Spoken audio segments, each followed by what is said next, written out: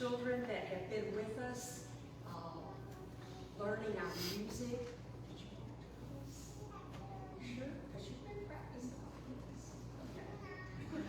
So, Wednesday nights, we've been working on these for several weeks, and so we're having a lot of fun. We performed on Wednesday night, and so we ask that you enjoy our music.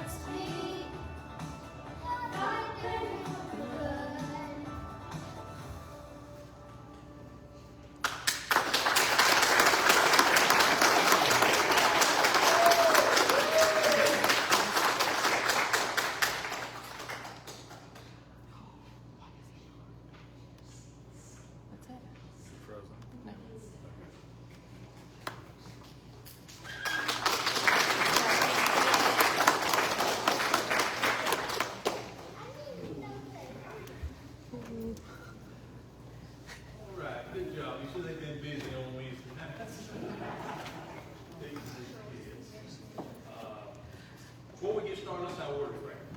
Lord, we do thank you for the day you blessed us with, Lord. We thank you for the workers that work with these kids. We thank you for these kids, Lord, as they come and receive your plan in their heart, Lord, do the things you have them to do. We thank you for that. Thanks for each one working with them. We thank you for each one that's here today. We ask you to be with us, Lord, as we go through this service. Be Brother Clint. Lord, we thank you for this day, this time, and the blessings you give us in Jesus' name. Amen. You want to do that? Yes, sir. Morning. Morning. How are y'all doing? Now, is Miss Jennifer still here? Oh, she left after. Well, it was good to see her back anyway. We've been praying for her for a while now. So it's good that she was able to make it in this morning. We also have Miss Turner here this morning. It's lovely to see you this morning. And then all of our visitors today with the kids for the thing this morning. Y'all did so good. And I will not forget, and I know everybody has probably already heard this morning anyway, but it is Miss Lily's birthday today. Happy birthday, Miss Lily.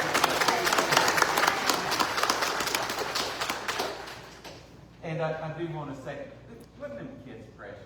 It is so good to see kids worshiping and singing and praising God.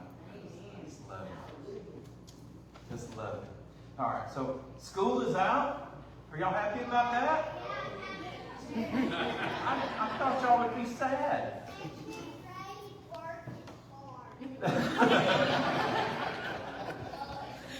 I recall taking great work. I think it was pretty hard, wasn't it? Yeah. All right, but it was a pleasure. It was a joy to have y'all this morning. Thank y'all so much, and thank y'all for bringing them and letting them come. Wednesday, 5:50, we have our choir practice. Wednesday at 6:30, we have our prayer meeting Bible study as usual. And then we also will have the youth Bible study and kids program as usual with a meal following. This Saturday is the memorial service for Brother Jimmy Lyles at the church and visitation. That's after. Okay, so sometime probably after about 12. Yeah, well, the memorial is going to be about 11, so at 11:30 we'll do a visitation, short visitation, and then the meal. Okay, so 11:30 is when you can kind of visit with the family. And that's here inside the church. Here inside the church at 11:30 you can visit with the family. Bible study, June the 5th is the next one. That's Thursday, the Thursday Bible study. The June Thursday. Not this one, but the next one. The Thursday one. Okay. All right. So Thursday, June the 5th at 10 a.m. And then we have VBS coming up between June 22nd and 26th, and it will be between 6 and 8, and it's ages 4 through 18. And the sign-up sheet is on the bulletin board out here. Do we have an update on how that sign-up is going? We still need some people to teach the Bible study.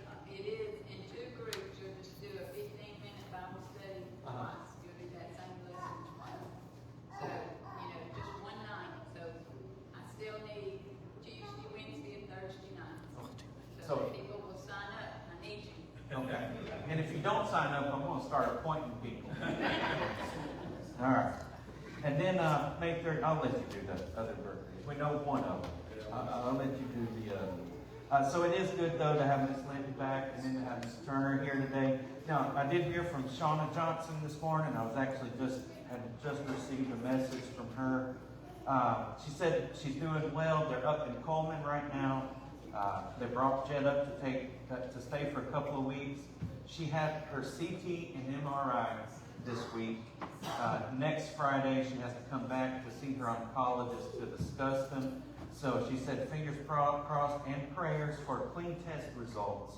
And she has an appointment on the 6th with her ortho doctor too, hoping that she can do a little more. So she really needs prayers to make sure that cancer is not coming back. I don't know if y'all remember, but the chances of it not coming back are much greater if she still is clean at this checkup. So we need to really keep her in our prayers this week. So thank y'all for all the praying you've been doing for that. All right, and without the school stuff, Miss Liz, you're giving lessons, right? Softball lessons. Anybody wants to learn about softball, right? All right, see Miss Liz for that. All right. you love softball, maybe you can get some lessons. Anything else we need to announce that I am missing? Because I do have a habit of doing that. Nothing? All right, brother, I'll turn it back over to you. Well, we already know about one birthday. How old are you? 8. And Miss Katrina has a birthday, we're not going to ask her how old. Unless she wants to know. But she has a birthday this, anybody else have a birthday this week? Anniversary? Yes, Galen had an anniversary. Miss Galen? 3 years ago. I made the best decision ever made.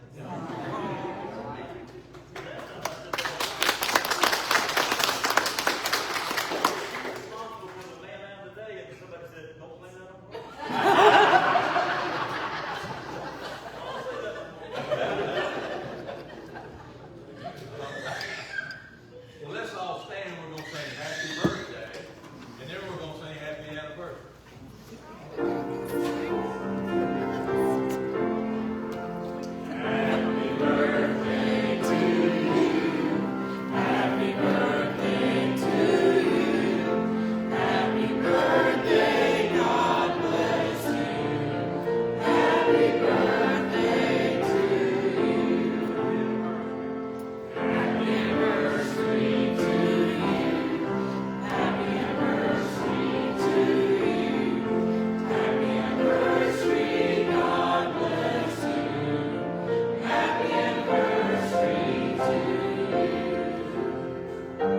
Welcome song, Family of God.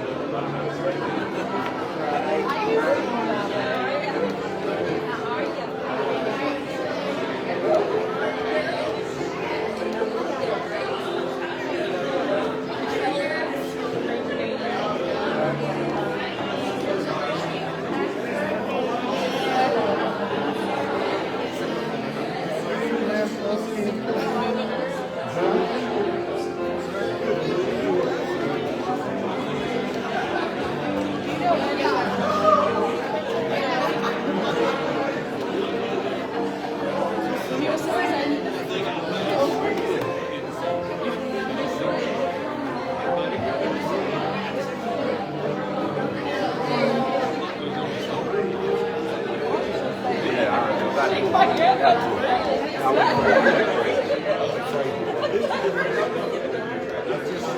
bad days.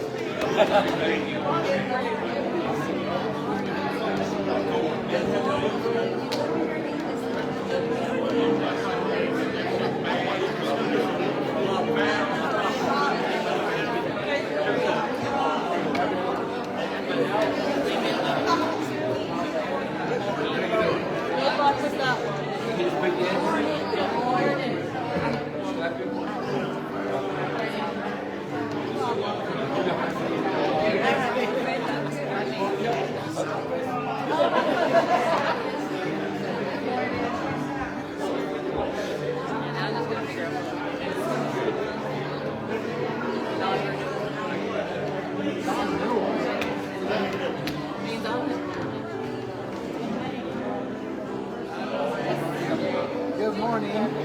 Jimmy's back. No? Yeah? Okay. My back hurts today. My back hurts today.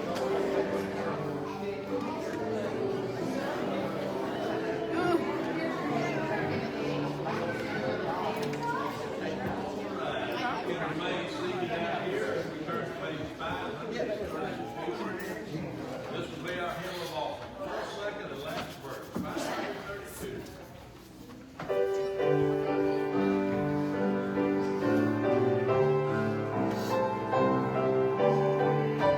Good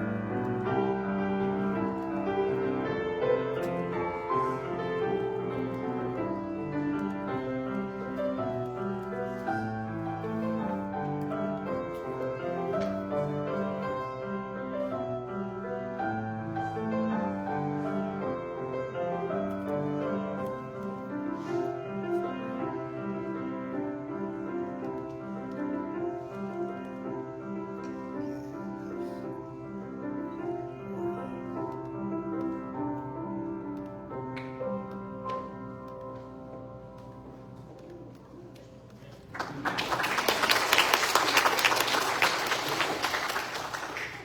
let's stand as we turn to page 499, Victory in Jesus. We're going to sing all three verses, and between the second and the third verse, Ms. Hines will play an interlude for us.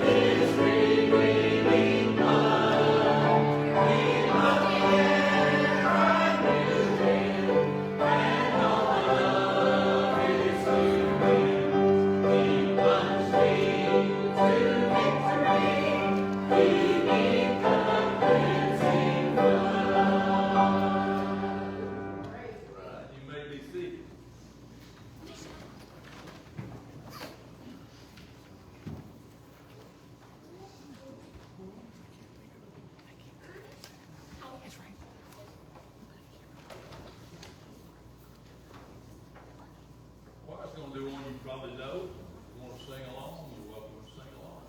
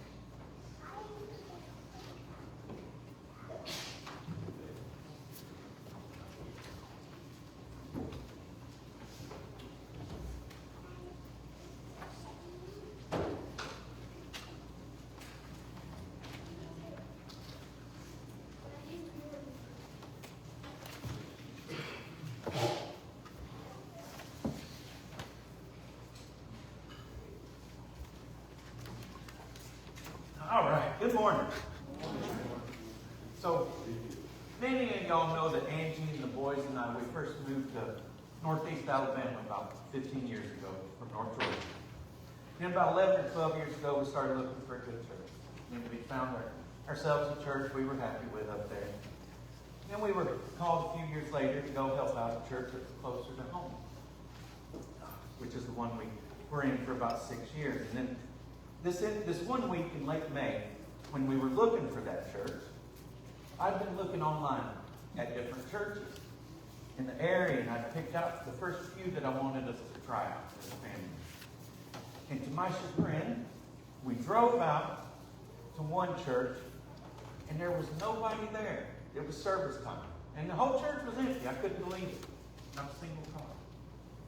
And then we headed to another one that was nearby, the next closest one. Same thing. No cars there. It was service time. I didn't know what was going on. Then the third and the actual one that was closest to where we lived, we drove, and finally there were cars there. So, all right, good. Praise God, man. We can go worship this morning. Good deal. Well, we learned a little while later that no one was there at those other churches because a lot of churches celebrated what was called Decoration Day that day. Any of y'all ever heard Decoration Day in the South? No? Okay. Well, I'm like, yeah, but couldn't they do that after church? or something? It seemed like they would still have church, right?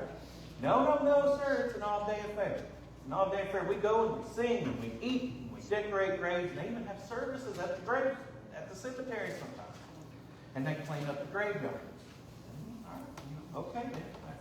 This church doesn't do that, right? No, we don't do that. Okay, good. We'll just settle here. So anyway, last Memorial Day, I learned that Memorial Day, which is tomorrow, used to be called Decoration Day itself. And oddly enough, a lot of sources like Wikipedia and History.com, they list it as a day of observance of fallen Civil War soldiers that was supposedly started by the North and then followed by the South on a different day. And then they ended up both taking the same day later on, in the early 20th century. And it was then changed officially to Memorial Day in 1971 by Congress. And many of you here might even actually remember that. That was just 7 years before I was born. But some of y'all might remember that. But then if you dig deeper and you look at the traditional history of Decoration Day, the real history of Decoration Day, it actually had its roots back to the early 1800s, before the Civil War. And it originated in southern Appalachia, right here in the southeast. And it has parallels with celebrations that other cultures do, like to honor their dead, like the Day of the Dead in Mexico, which was always kind of scary to me. Or All Saints Day, or All Souls Day in the Catholic Church, or the Lutheran, or the Anglican denomination. They do that in November. Or the Eastern Orthodox Church. They do it in the Sunday after Pentecost. And it's thought to have kind of been a blend of Western traditions mixed with Welsh or some other outside influence. But interestingly enough, there's this great article by a seminary professor in the Baptist Press, and it was from about 2012 or so, that describes the Christian history and the Christian origins of this Decoration Day and its significance in the South. And I'm going to read just an excerpt real quick directly from it. It was a big article. I'm just reading a couple of paragraphs. Decoration Day, whether observed by families or a rural church, is steeped in Christian values and symbolism. Southern Christians, particularly Baptists of the rural South, tended to reject the autumn observances of remembering the Christian dead that focused on All Saints Day or All Souls Day, November 1st and 2nd, as practiced by some faith denominations. Instead, they placed Decoration Day in the spring at a time that nature itself symbolized resurrection. Newly decorated graves in springtime, all facing east to meet the Lord for the future resurrection. I didn't know that was a thing. Brother Larry, do most graves face east? That's a thing? So they faced east to meet the Lord for future resurrection. Seemed more appropriate to these rural congregations. the custom of planting cedar trees. Many of y'all were at the last lesson at the nursing home with us. We talked about cedar trees being symbolic.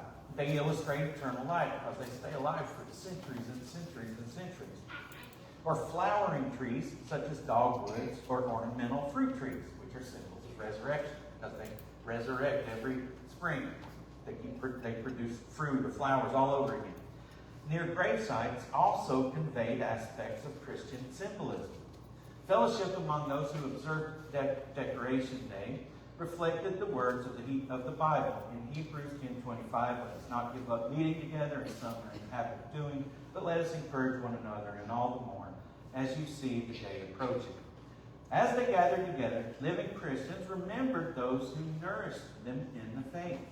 Consequently, Decoration Day often provided the opportunity for family members to hold reunions during the Memorial Day weekend. I didn't realize that was kind of weird that happening in that time of year in my family came from either. But, hey, there we have some history. So there is some history on this holiday that is all Christian. And nationally, though, we now commemorate those who died in military service for our nation, right? And I know we have a couple of veterans, Brother Allen, Brother Larry, and we have any other veterans visiting today or members today? Anyone else? So we have a couple of people who are actually veterans in here. And this day, again, is usually used to commemorate those who have died for war. It's a noble cause in and of itself. But many in the South, especially rural Christian churches and families, still use it to remember those who God used to instill faith and Christian values that have passed on. So for the text today, I have this terribly, terribly long passage. It may bother all of us to stand this long, but if you would, please, if you're able, stand real quick in reverence of God's holy word as we read it, preceded by a short prayer. Heavenly Father, we thank you, Lord, for this opportunity for us to gather this morning, Lord, as a community, God, to worship you, to glorify you, Lord. God, we thank you just for all the many blessings that you have given this church and their families and the individuals of this church, Lord.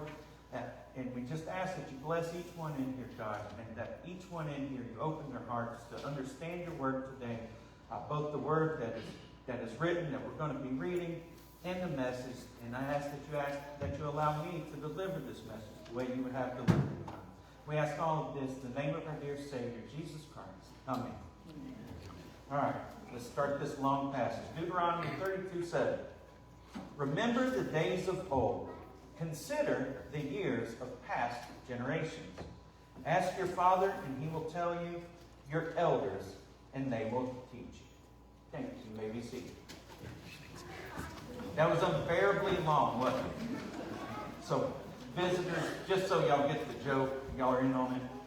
I have a tendency to read half a chapter or a full chapter sometimes before I do a sermon, and people are standing and their legs are getting tired and all that stuff. That's probably one of the shortest readings we've had. So a little about where this passage, this verse is in the Bible. Deuteronomy is the fifth book.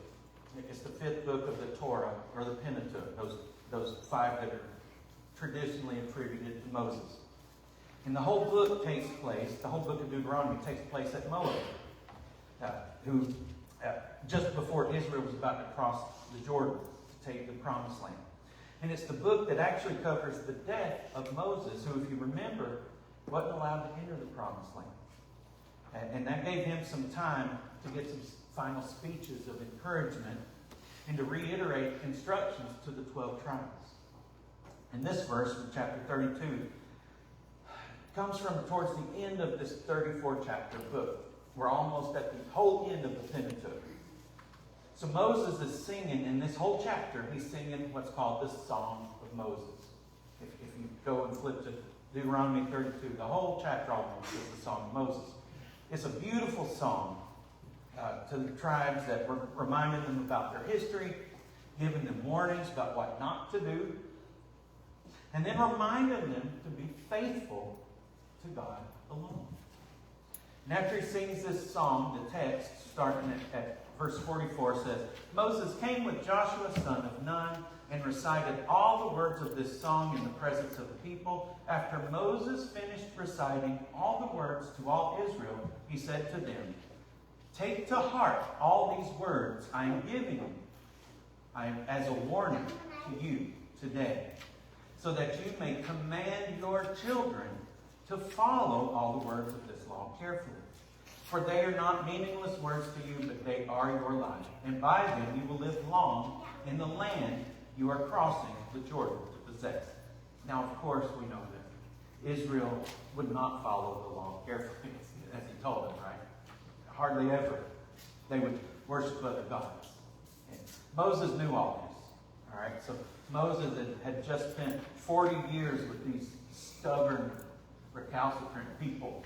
And he knew. He was older and wiser now, too. And so God gave Moses this beautiful song, though. Remember looking up when y'all get home today, that Deuteronomy 32.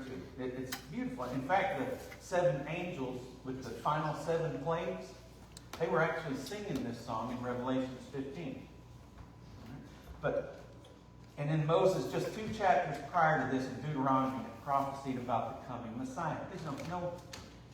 No sermon is a sermon in a Christian church if it doesn't point to Jesus Christ, right? So, in anticipation of mankind not being capable of following the law, in Deuteronomy 30, verse 6, he says, The Lord your God will circumcise your hearts and the hearts of your descendants, and you will love him with all your heart and with all your soul, so that you may live. So even Moses knew, he had this prophecy from God that Jesus was going to come. The Holy Spirit was going to be here so that we may live. All right, so I'm giving you all this context because I wouldn't want to just, for anybody to think that I'm just pulling this single verse out of the middle of the Bible, and just using it as a proof text, is what it's called. A proof text to make a certain point. Deuteronomy 32:7 was given to Moses by God. And Moses gave this as an instruction to his people. All right? So remembering the past isn't just about history. It's about learning. It's important. Reviewing the first sentence of that verse again, God points us to the fact that history matters. Remember the days of old. Consider the years of past generations. There's an old axiom that many of you, I'm sure you've said yourselves, but you've at least heard it. Those who ignore history are bound to repeat it. Y'all ever heard that before? You have now. But it is a profound truth. It really is. It's a profound truth. And God tells Israel, remember all those times you've heard talked about. Remember those things. Always consider what the people before you have gone through, what they've experienced, what they were told. That can include good and bad things. Remember it all. I think I've spoken here before about how God used days of observance and remembrance and even festivals to remind people of his deliverance of them. Like Passover is a good example of that. There's nothing wrong with commemorating that which is edifying to us, right? Especially the things of God.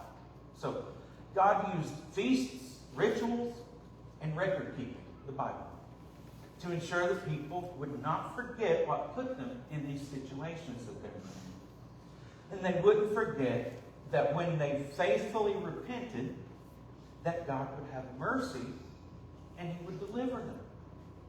And I think he knew that Southerners and Baptists, that we really like to eat, because he included food in a whole lot of those observances. And it works. He knew what he was doing.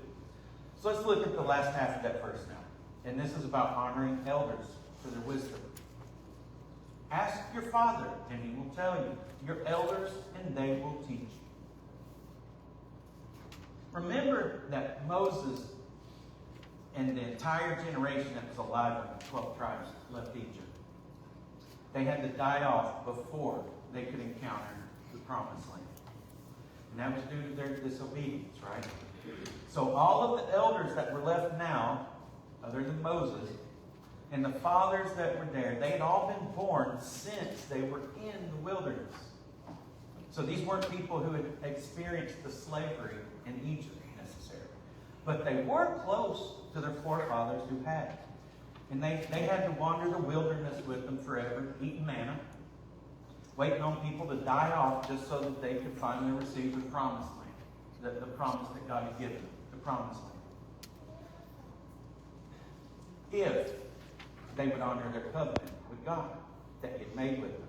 Now God is telling them here, seek counsel from your elders, your parents. They've gained wisdom that may just benefit you. And as a society, we don't really honor our elders the way that other societies do, that other cultures do, including other Christian cultures. A lot of us grow up thinking, especially you young bucks, I was there, I remember, oh, these OGs are so old-fashioned. Or they have no idea what it's really like for us these days. Or, oh, they're tired old ideas. Y'all remember thinking all that stuff? God is telling you that you better listen to Him. Not just listen, but seek counsel from elders. And that doesn't mean that everything your elders say or your parents say is going to be right. That's not it. Or it's even going to be the best idea. But the point is that they often have wisdom. And that wisdom comes from experience and being guided so many more years in the Holy Spirit than you do. Let me tell y'all something. That first and the third Thursday that we have that Bible lesson on Thursday, on the first and the third Thursday of each month at 10 a.m. Shameless plug, if y'all would like to come, 10 a.m., first and the third Thursdays of each month. Come on. We're studying Genesis. But it's probably the most interactive Bible study that I'm involved in anyway. I mean, it's a small group study, and everyone is free to speak up whenever they want to about the scripture that we're reviewing, which is usually about 2 chapters at a time. But the thing is I'm often the youngest person in the room. I am. I'm often the youngest person in the room when we have those studies. Now, some might say, yeah, but you know, we know that you spend a whole day or so studying that scripture, or that passage, or those chapters, and that God has called you to teach and preach. Yeah, well, you know, that's true. But let me tell you something. When Miss Betty speaks on Thursday mornings, you better believe I shut up and listen. I'm not kidding. I shut up and I listen. That young lady is almost double my age. She's experienced twice as much life as I have, and probably 3 to 4 times longer as an active Christian than I've been. I'm going to listen to her. And not just her. I'm going to listen to Brother Larry, Brother Jimmy, and whoever else is there. Yes, that's right. That's right. We need to do that, don't we? All right. Remember that later on today. But the thing is I want and I need to hear what they have to say. All right? And she deserves to be heard when she speaks. All of them do. But there's so much experience and wisdom sitting around that table, and it's good to acknowledge that. That's the point. I should listen, and I learn something from someone. That's the important thing. So I hope most of you have an extra day off this week for Memorial Day. Commemorate those who have died in service for our freedom, because that's part of it, our nation, and our ability to worship as we're led to by God.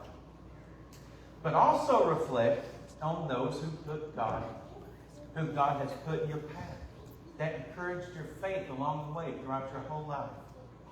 Acknowledge them. Reflect on the people you know are great examples as Christians for others.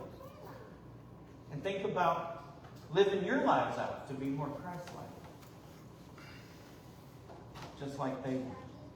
Remember that how you live out your life as a Christian is a reflection on all of us as Christians, as the church, as Jesus' church. Try not to be somebody's stumbling block. Be someone that you would commemorate on Decoration Day, Memorial Day. Be that person for others. Especially be that role model for these little performers that were up here this morning. Because trust me, they watch it. Be that person for the atheist neighbor that watches you. They might be watching you for the wrong reasons, just to point out what you're doing wrong and to throw it in your face. But as they see you doing the right thing and being Christ-like, it might be touched. Be that person to the people who are hurting the most and the people who are in need. Their faith might rise or fall or be affected by what they see from you. And let the light of Jesus shine through you in all you do. As the musicians make their way down this morning, close out the service, I'll ask that we all please stand if you're able and bow your heads and close your eyes. I want to get heads bowed and eyes closed. I just want to remind you, if you don't know Jesus as your personal Savior this morning, you should seek His grace for us, His undeserved love, mercy, and favor asks for so little on our part. He draws us to Him. He just wants us to believe and to have a saving faith in Him.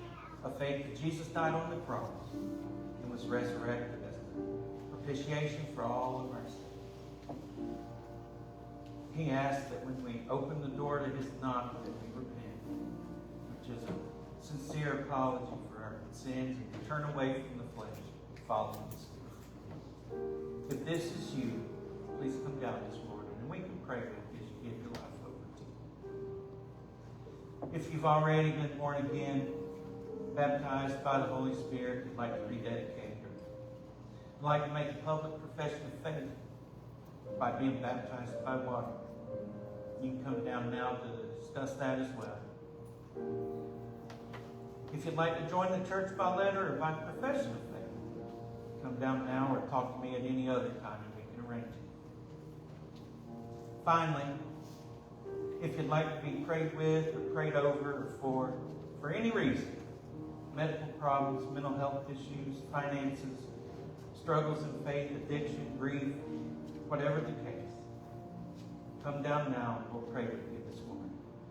I'll be waiting at the front as Brother Jimmy leads some closing. 544.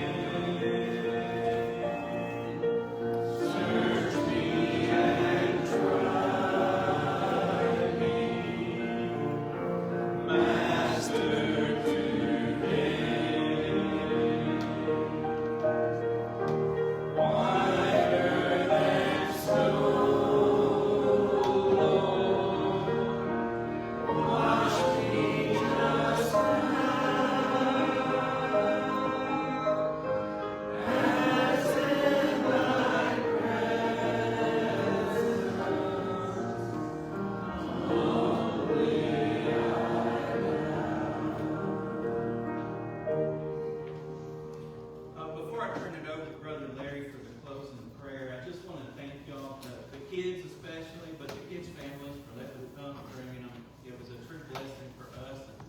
It's awesome to see kids glorifying God.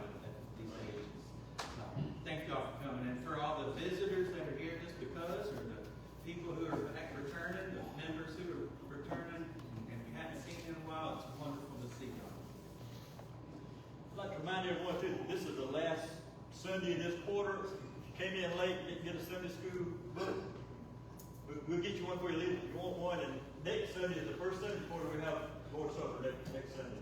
Keep that in mind. Let's pray. Father, again, we thank you so much for the day. Lord, we know that tomorrow is set aside as Memorial Day to honor the fallen soldiers, Lord, who gave you up for sacrifice. But as a verse in the book of the day says that greater love has no man than this, than a man lay down his life for his friend. You think about, Lord, that these soldiers made a great sacrifice, but you think about the sacrifice that Jesus Christ made for all of us, Lord. He laid down his life that we might have eternal life with him. We need to keep that in mind as we go about every day walk with life. We thank you for your word and scripture, the leadership that God has given us. And Lord, we know that our elders are example for us. Help us all to respect them and look to them. But again, Lord, we thank you for people who have made an ultimate sacrifice. But we all thank you more, Lord, for Jesus Christ and the sacrifice he made for us. As we leave this building today, Lord, that we take Christ with us, that we are ambassadors for him, everything you say and do.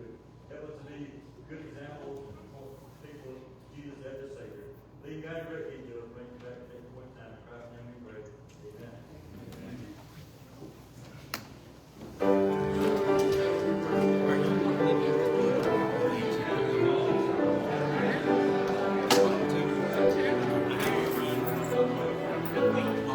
See you this week. No, I don't want it to rain.